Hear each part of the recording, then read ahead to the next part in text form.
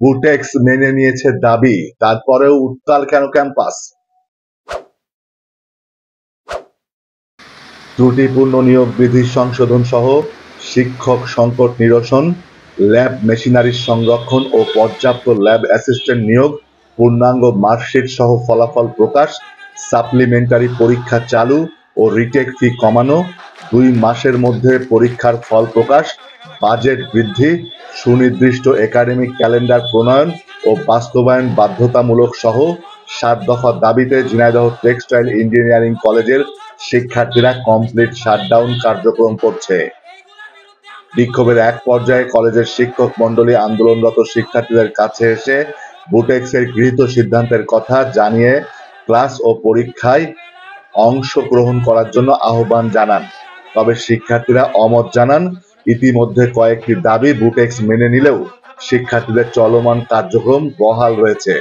College কর্তৃপক্ষ বলছে, পাট ও বস্ত্র মন্ত্রণালয় গতকাল একটি বোর্ড মিটিং শেষে কয়েকটি দাবি পক্ষে আশ্বাস প্রদান করেছে।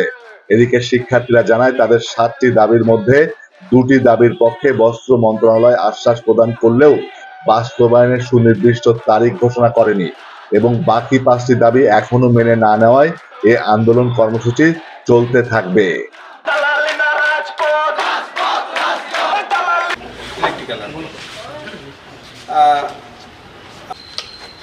যে ইনস্ট্রাকশনগুলো আমাদের হাতে এসে পৌঁছেছে আর কি, আমরা তো তোমরা যে দাবি দাওয়াগুলো দিচ্ছ এই দাবি দাওয়াগুলো দুটোই এর মধ্যে ইনক্লুডেড আছে আর কি। যেমন এখন আমাদেরকে যে মেসেজটা দেওয়া হয়েছে যে যেটা তোমাদেরকে এটা অবহিত করো, আমরা তোমাদেরকে এটা অবহিত করছি।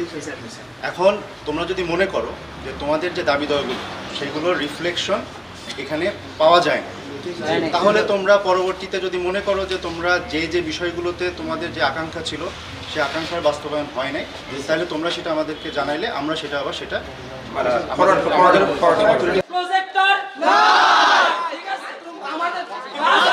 আটটা হচ্ছে আপনারা স্টেপ নিচ্ছেন। সেই স্টেপগুলো হচ্ছে আমরা একটা আউটলাইন চাচ্ছি যে হচ্ছে এই জিনিসগুলো হচ্ছে আমরা এতদিনের মধ্যে হচ্ছে সলভ হবে।